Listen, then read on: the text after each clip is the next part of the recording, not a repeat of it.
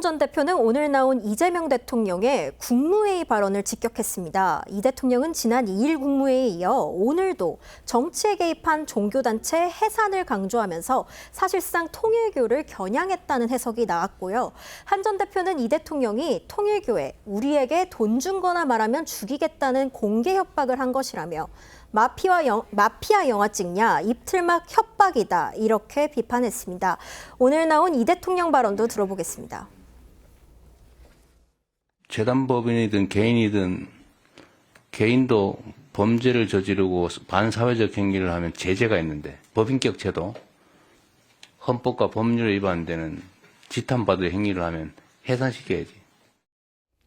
민주당은요, 우리는 국민의힘하고 다르다 이렇게 주장합니다. 그러니까 국민의힘은 당 차원의 조직적 결탁이지만 민주당 연루혹은 당 차원의 일이 아니다. 지금 이겁니다. 그런데 저희도 앞서 전해드렸죠. 통일교와 민주당 인사들의 접촉 정황의 연일 그 통일교 인사들에 의해서 지금 폭로가 되고 있습니다. 또 통일교 접촉 의혹이 불거진 민주당 정치인만 15명에 이른다. 한겨레가 이렇게 보도를 했습니다. 자, 이런 게 조직적 상황이 아니라고 선을 그을 수 있는 문제인지 따져볼 여지가 있어 보입니다. 민주당 박수현 수석 대변인은 국민의힘의 조직적 결탁과 차원이 다르다는 걸 밝히기 위해서라도 민주당 연루 의혹에 대해 당 차원에서 조사가 이뤄져야 할 것 같다고 했습니다. 이성윤 의원은 민주당 연루 의혹은 특검법상 수사 대상이 아니라는 김건희 특검팀의 주장에 힘을 실었는데요. 민주당에서 나온 목소리도 들어보시죠.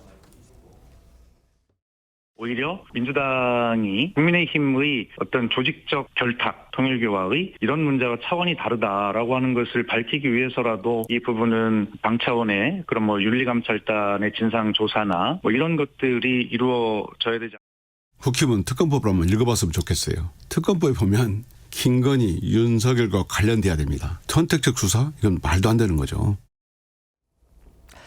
윤영호 전 통일교 세계본부장은요, 민주당 연루 의혹에 대해서 좀 더 명확히 밝히겠다 이렇게 예고한 것으로 알려졌습니다. 추가 폭로가 또 이어질지 주목이 되는 겁니다. 윤 전 본부장은 윤 전 대통령 부부에게 각종 통일교 현안을 청탁했다는 의혹으로 재판을 받아왔고요. 앞서 전해드린 이 민주당 연루 의혹 관련 법정 증언도 이 해당 재판에서 나왔는데요. 윤 전 본부장은 내일 열리는 결심 공판에서 민주당 연루 의혹 등에 대해 명확히 말하겠다고 예고한 상황이라 추가 폭로가 나올 것이란 관측이 우세합니다. 통일교의 전직 고위 간부에 의해서 이 통일교 측이 민주당하고 접촉을 했다. 그다음에 현 전권사, 그러니까 현 정부에서 고위직을 맡고 있는 사람, 또 민주당의 전 현직 의원들한테 접촉을 하고 금품까지 줬다. 이런 식의 지금 폭로가 이어지고 있습니다. 하지만 민주당은요, 이게 국민의힘하고는 경우가 다르다. 국민의힘은 당 차원에서 조직적으로 유착을 한 거지만 민주당은 어디까지나 개인적으로 그런 접촉이 이루어졌다고 해도 개인적으로 된 것이 당 차원에서 한 것이 아니기 때문에 특검이 수사할 대상이 안 된다. 지금 이렇게 주장을 하고 있습니다.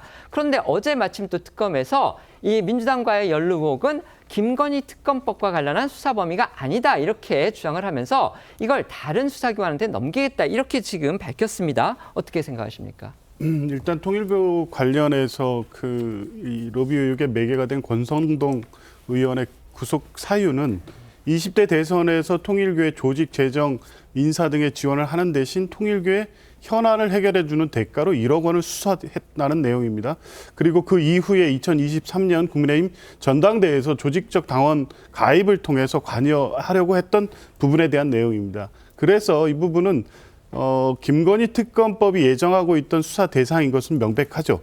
그러니까 민주당이나 특검이 밝히고 있는 바와 같이 김건희 특검법의 수사 대상은 특검법 2조의 1항의 도이치모터스 주가 조작 사건 등부터 해서 15항까지 구체적으로 수사 대상이 특정돼 있고요.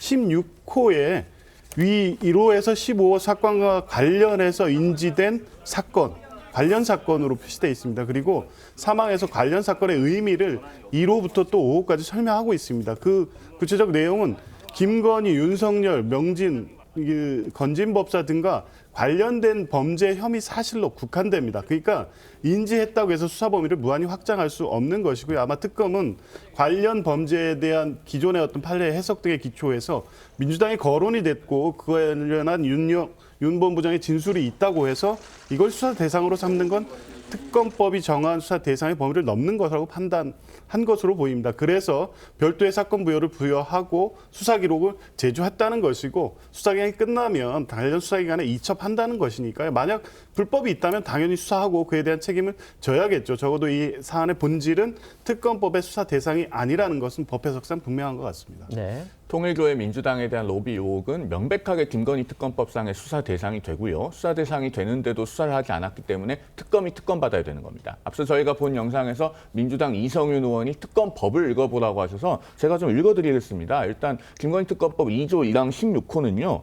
1호부터 15호까지 사건의 수사 과정에서 인지한 관련 범죄 행위 를 수사 대상으로 하고 있습니다. 그리고 그 사건의 관련성에 대해서 더 구체화해주는 조항이 2조 3항에 있죠. 그중에 2호를 보면은 제1항 각호의 사건, 그러니까 인지한 사건도 포함되는 겁니다. 그 사건과 관련하여 영장에 의하여 확보된 증거물을 공통으로 하는 사건. 이게 포함됩니다. 앞서 저희가 한국일보 오늘 아침 조간 보도를 보지 않았습니까?